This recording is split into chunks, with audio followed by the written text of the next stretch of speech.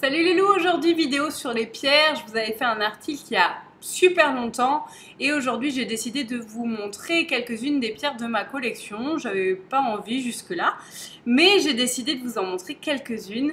Je vais pas toutes vous les montrer parce que j'en ai plus de 70, donc la vidéo durerait 1h30 et personne la regarderait, mais je vais vous montrer celles que je pense être les principales et qui sont, à mon avis, celles qui sont les plus utiles à avoir dans notre quotidien. Ça ne veut pas dire que ce sont celles qui vous seront plus utiles à vous, mais pour la majorité des gens, c'est vraiment celles qui sont au quotidien les plus aptes à régler nos soucis. On va dire ça comme ça. La première que j'avais, les deux premières que j'ai achetées, ce sont ces deux-là. Je vais vous les montrer d'un peu plus près. Donc il y a celle-ci, voilà, on les voit bien quand même en vidéo, et celle-ci, on va y arriver. Voilà, c'est donc celle-ci, c'est une covéline. Son but, c'est de développer la médiumnité et le troisième œil. Et celle-ci, c'est une agate cyclope.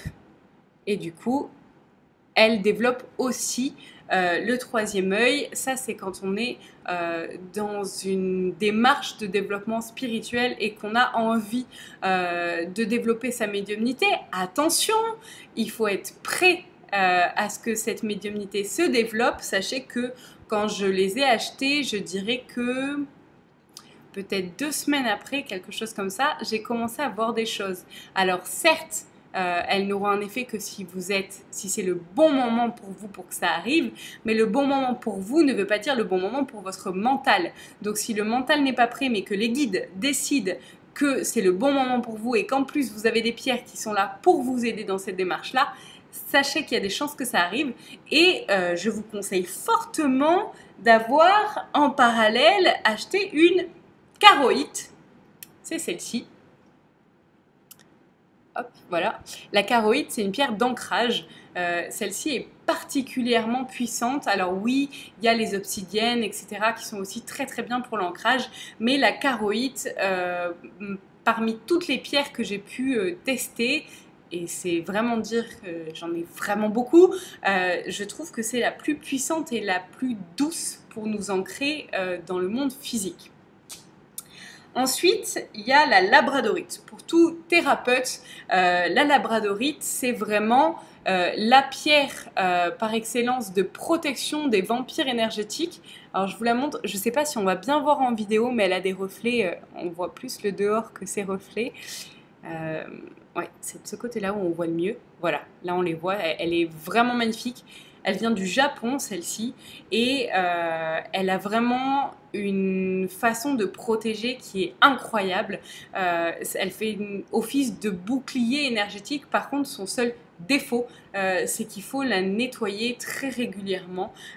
Donc, c'est un des petits problèmes. Voilà, elle a besoin d'être protégée et aimée autant que elle protège et qu'elle aime. En fait, elle ne peut pleinement agir que si on lui accorde l'attention qu'elle est prête à nous accorder à nous.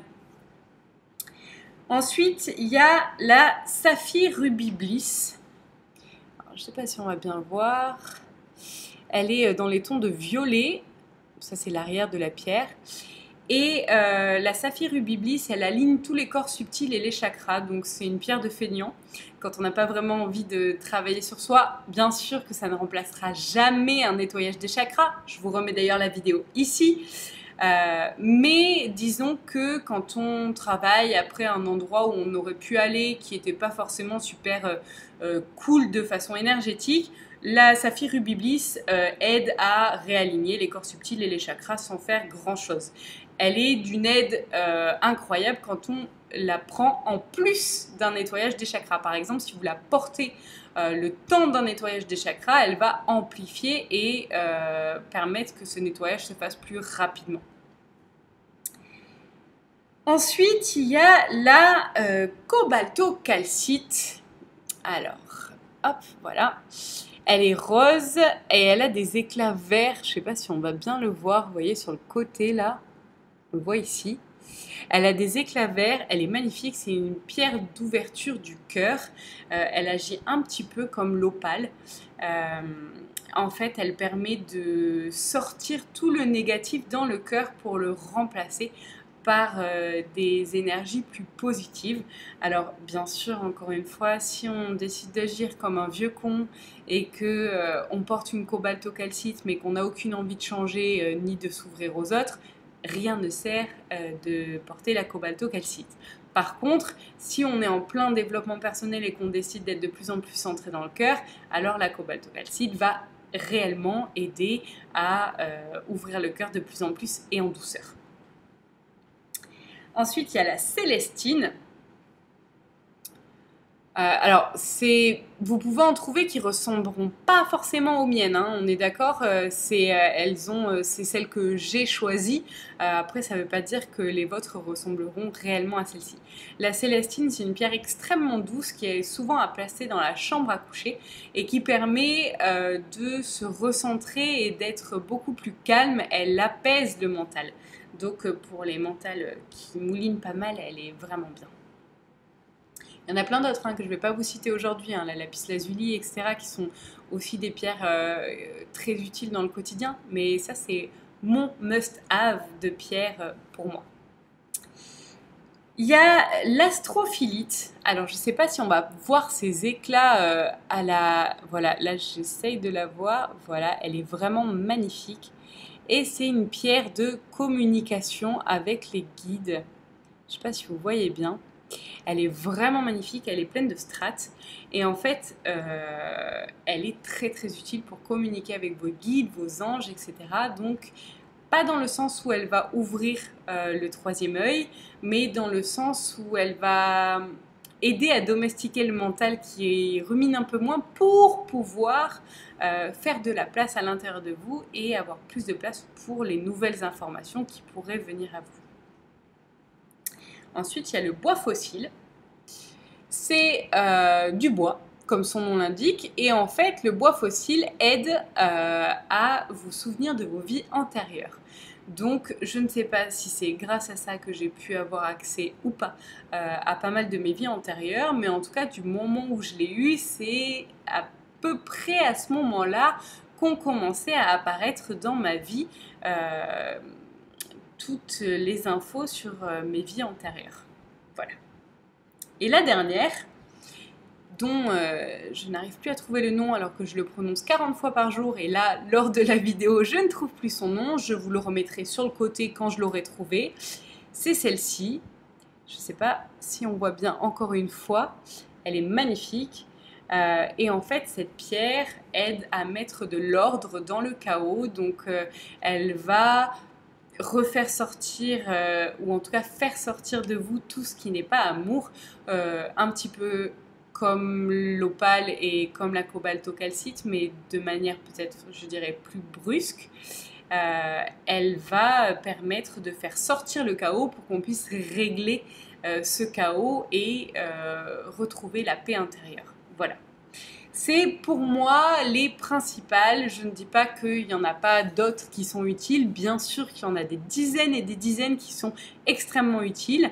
Mais c'est à mon goût celles qui sont le mieux pour commencer un développement personnel et puis pour se faire assister par les minéraux. Il faut savoir que dans chaque pierre, il y a une âme qui est incarnée. Alors pas forcément une âme humaine, ça peut être une énergie. Je l'appelle âme parce que du moment où c'est énergie et que c'est incarné, ça devient une âme, mais pas forcément une âme humaine, bien que ça peut arriver. Oui, c'est possible de se réincarner une fois qu'on a été humain dans des minéraux, contrairement à ce que plein de personnes disent. Après, chacun croit ce qu'il veut. Mais il y a des âmes et donc des personnalités dans chaque pierre. Ce que je viens de vous donner aujourd'hui, c'est la caractéristique de la race de pierre. Mais après, en fonction de son caractère propre en tant qu'individu, ces caractères de race vont se trouver atténués, amplifiés ou changés parce que il y aura son caractère d'individu qui viendra prendre le dessus. Tout comme nous, si on disait le propre de l'être humain, c'est de travailler à son bonheur, il Il y en a qui ne travaillent pas réellement à leur bonheur, il y en a qui le travaillent plus, il y en a qui le travaillent un peu moins, il y en a qui le travaillent différemment. Donc, même s'il y a une caractéristique principale à une race pour les pierres et une ethnie pour les humains, ça ne veut pas dire que ça sera la même pour chaque pierre. C'est important que pour vous décider, vous alliez vers la pierre qui vous attire, celle qui vous donne envie de l'avoir avec vous. C'est comme ça que vous ferez le meilleur choix.